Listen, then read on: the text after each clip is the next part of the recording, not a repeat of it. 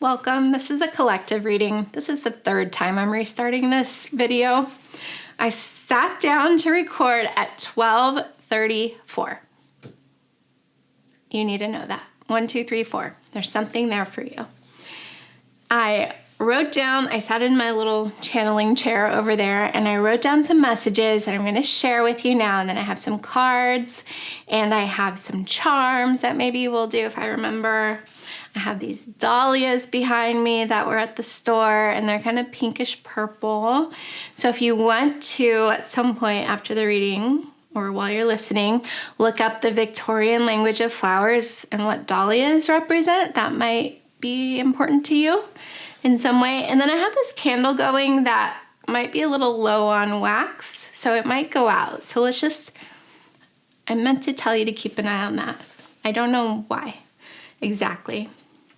Okay, what I wrote down first was a line from Elizabeth Taylor by Taylor Swift, and it's, "And if you ever leave me high and dry," which makes me think, isn't that a Radiohead song, High and Dry?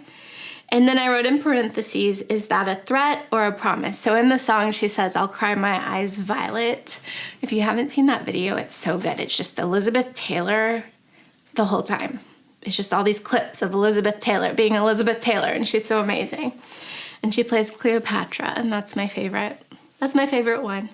Actually, that might be one of the only movies I've seen of hers. Is that a threat or a promise? So there's something there about, like, a threat is not a healthy thing, right? But if it's a promise, even if it's the exact same action,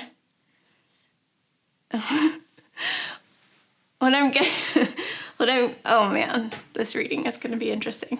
I'm getting a different energy. I'll just leave it there. I'm getting a different energy from a promise versus a threat. Obviously, it's a different energy, but it's kind of spicy. There's something like kind of attractive about it or something. Yeah, that's what it is. Okay, the next thing I wrote down was grateful for indoor plumbing. Start there. So anytime I'm feeling just down, I begin again. Yeah, I've started this 3 times. I try to do a reset. Like once I feel all my feelings and I just can't pull myself out of that melancholy, I'll go to gratitude eventually. I usually let myself kind of linger. Oh, that's another song. Cranberries. I'll let myself linger in that melancholy for a while, but then eventually I know I need to get back to my life, and it's probably not healthy to stay there forever. I've got stuff to do and people in my life and whatever. I want to generally be joyful. I don't want to stay stuck in the melancholy mud all the time. So I start with, I'm just so grateful for indoor plumbing. I can go to my sink and turn it on and clean water comes out. And I don't, I'm not going to argue with you right now about fluoride. I have my own opinions about how good it is for our teeth and how much it saves us from all kinds of trouble. And it does not, in my experience, keep me from communing with spirit. More importantly, people around the world for generations have not had very clean water.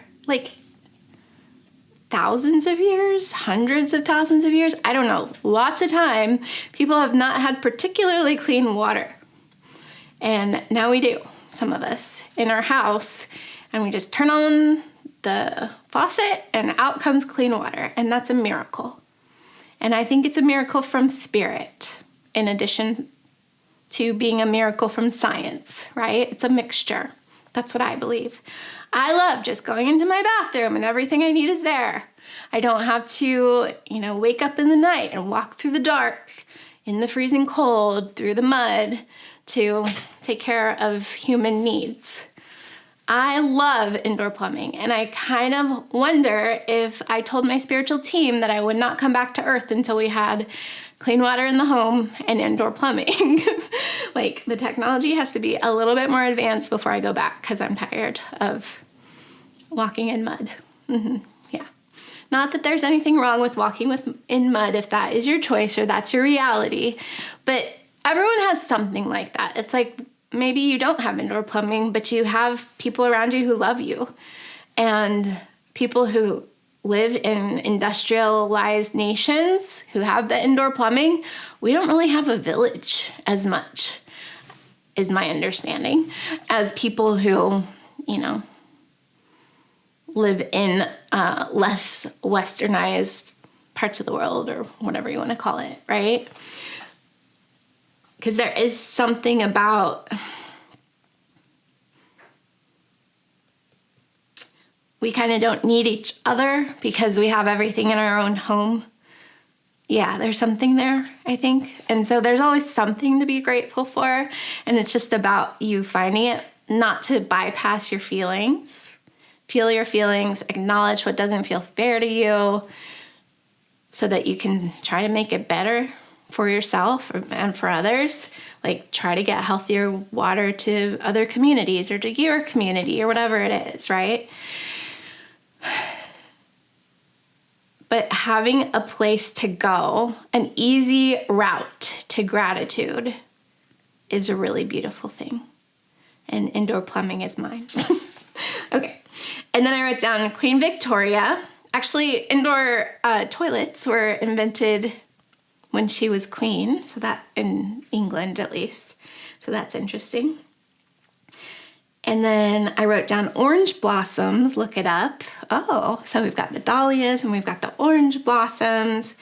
And then they reminded me of the Peter Pan Playground pirate ship, which is in Kensington Park, I believe, or close to Kensington Palace. Is that its own park, or is that part of Hyde Park? They're all connected. I don't know. And then I wrote down London Boy. I was hearing London Boy this morning. And then I don't post these on... I did a reading like this where I mentioned London Boy, and then I said I don't post readings on the same day that I record them. I think. I keep having that happen. So I've restarted this reading multiple times, and then I've already talked about repeating stuff. I've been having a lot of deja vu. A lot. And we're in Mercury retrograde. So my thing about Mercury retrograde is it's not like this disaster. It's a huge opportunity. It's spirit saying, hey, slow down. You don't need to move that fast. You don't need to be on your devices all the time. You don't need to be driving places all the time. Slow down. Go home. Talk to your heart. And it's okay if you didn't get something right the first time to begin again. And I can't remember if it was in one of the earlier ones when I pressed record, but I was talking about science and how you need multiple experiments for drawing conclusions. Otherwise, you're jumping to conclusions. So if you do one experiment and it turns out a certain way, like, you can write about it. You can acknowledge that that was an experience, but that's like basing major... I'm getting like outputs of money on one experiment. I don't know why it's coming through like that, but like deciding your whole life or deciding where all your resources go based on one experiment isn't wise. So Spirit's asking you to be accepting when they offer you a chance to repeat something. To go through another iteration of the same thing or something like that. Okay, after London Boy, I was getting E.T. Come Home. I don't think I'm supposed to move to London. I don't know why E.T. Come Home. I don't even think I've seen that whole movie, but that was coming through, E.T. Come Home. And then I was seeing scuff marks, and then I thought of basketball. And then I heard basketball, anyone? Which is interesting.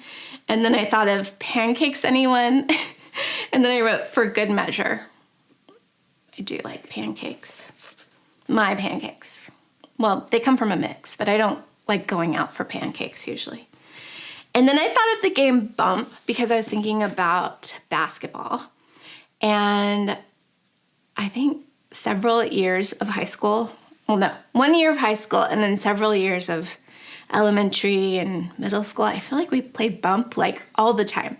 So the way you play is you get in a line and everyone has their own basketball, or maybe there's like 2 basketballs or something like that. Yeah, there's 2. And once you're one of the first 2 people, you start shooting. And if the person behind gets a basket before the person in front of them, then the person in front of them is out. And you can bump their ball out of there. And so that's a message. There's something about coming up from behind and then bumping someone in front of you out of the way. So they're not in the game anymore. Yeah, that's what it is. And then I heard inside jokes.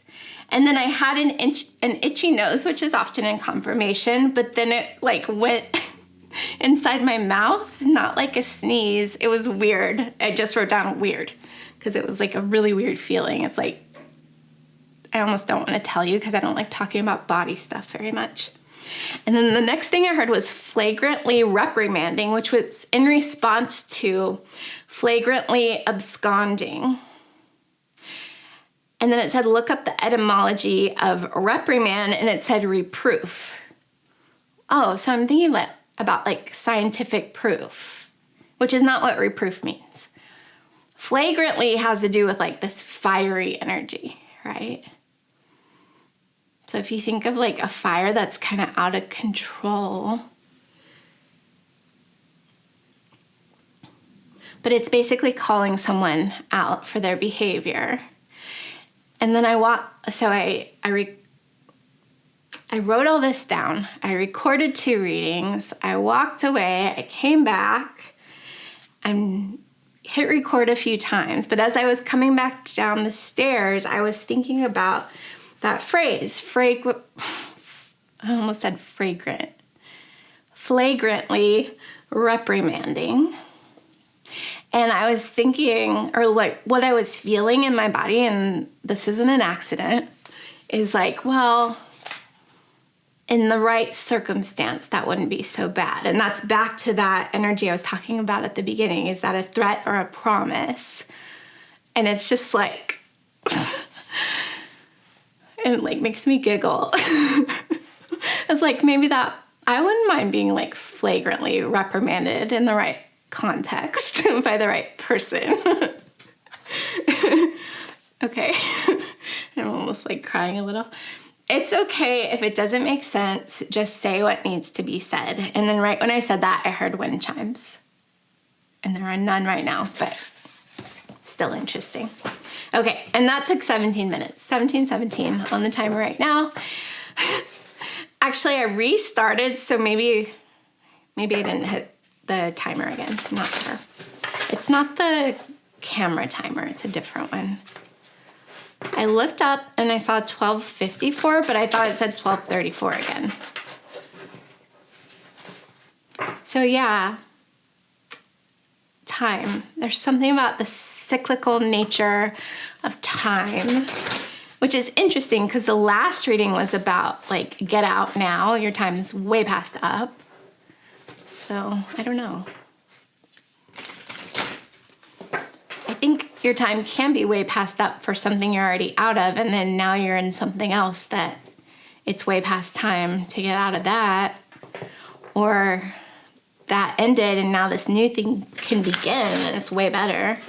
And now you get to, oh yeah. Okay, so what I'm getting is now as you begin again, it'll be a different reality because you're a different you. And so you'll go through these milestones in your life that feel similar. They feel like the same kind of thing. It's like you're hitting the same benchmarks I'm getting. I don't know what a benchmark, I know what a benchmark is as a teacher, like I was an elementary school teacher, but I don't know what the etymology of benchmark is. Does it have to do with actual benches with marks on them? Maybe, I don't know. But you'll hit the same like life span benchmarks, but it'll be completely different this time. but only if you say yes to that journey. Spirit wants to take you on that. They're going to redeem your youth so that you can re-experience that same thing in a completely beautiful way that actually makes you feel younger at heart than the first time you went through it. I've had that happen. I can see that. Yeah. I hope that happens for you. That's so beautiful. That's so beautiful. Okay, I'm getting an Alchemy, Wild Unknown Alchemy card. And then I have Enchanted Förhäxa Tarot and the Shaman's Dream Oracle. These are all some of my favorite decks. Just for you. Good job clicking on this reading. So we have the Great Work, and you see those tulips. So maybe look up tulips in the Victorian language of flowers. I just saw Enola Holmes, and so that's why that energy is coming through. All three. I think I'd seen the first two already, but I saw the third one as well. Mortification, so that's about endings and death. And these are all part of the alchemy cycle. Technically turning lead into gold, but it's really more spiritual than that. Separation, which is, so separatio and mortificatio are both parts of the process, steps along the way. They're required steps along the way to get here. The whole thing is the great work, right? So the whole process of alchemization of our heart to being golden is the great work. That is the great work, the process. And then the separation and the mortification are some of the more painful parts of the process, but necessary. Oh, and then we have the uncreated. And through that, what is currently uncreated is created by you, by whoever chooses to go through these challenges in the first place. Yeah, and someone needs to hear that without that separation, what was uncreated could never come together. It was required. And there's no shame in that. Yeah. Okay, Enchanted Förhäxa. I read a really good book about alchemy this summer. It was so good. But it was all kind of applying the idea of alchemy to Jungian analysis.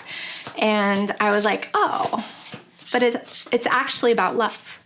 So alchemy is actually about love. I just gave away a big secret. I hope I'm allowed to post this reading. Wow, you guys. It's cards. This is already one of my more powerful decks for sure. But then the cards that came out are just like, oh, so good. Okay, the Magician.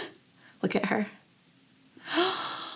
She's got that snake around her and that sword. So the Magician is able to use all the elements. And she grew a flower, and that's not an accident, right? So she used these elements that are seen as, like, she's kind of in this dark scene, but she was able, that's what alchemy is. It's transmutation. It's taking another look at what our culture, what society says is valuable or not valuable or good or bad. And it's using all of it to create something previously uncreated that is beautiful, that is helpful for the world.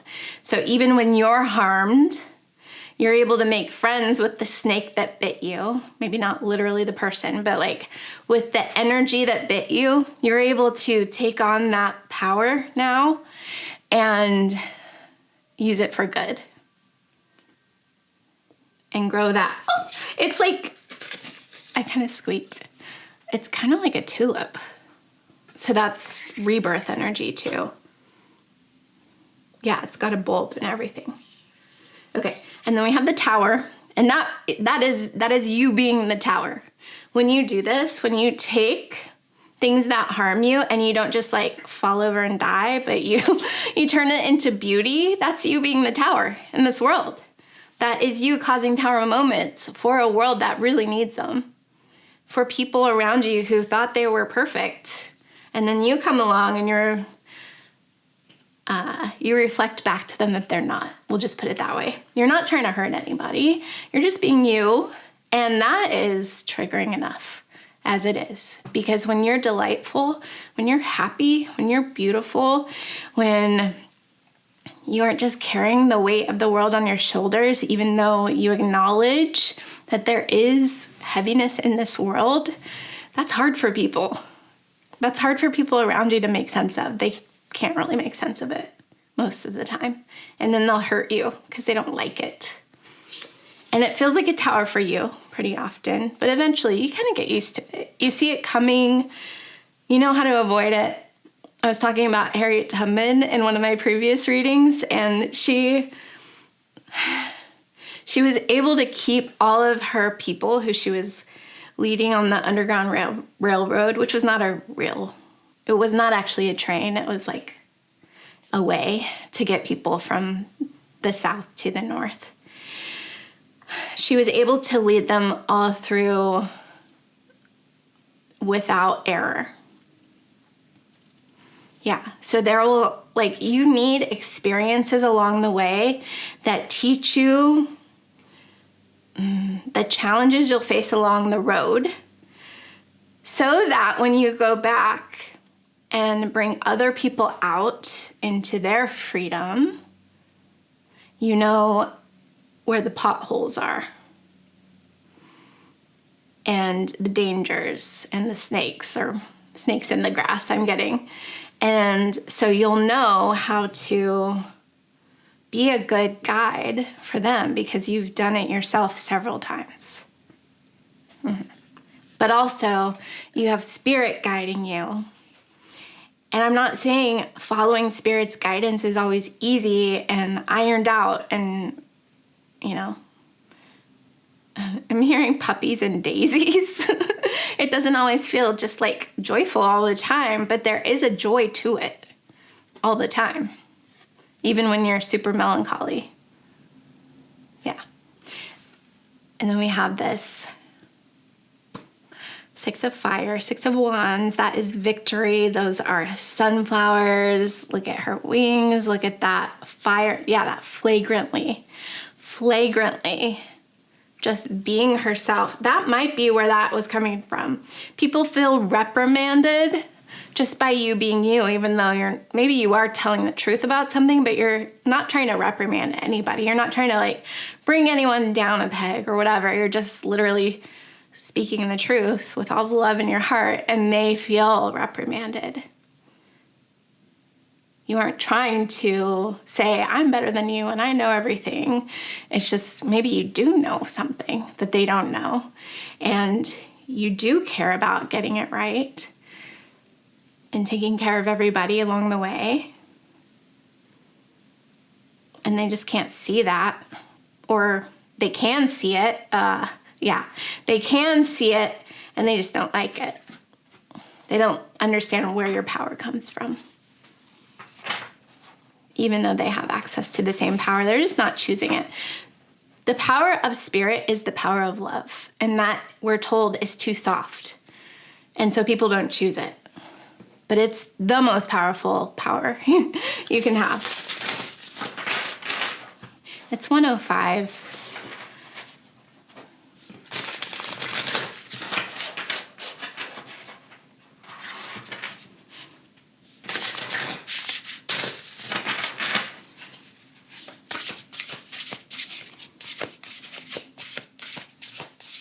This is the Shaman's Dream Oracle.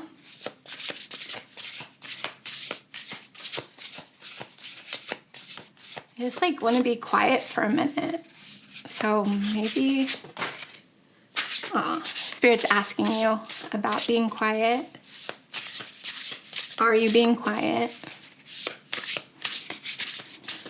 Sometimes, not always.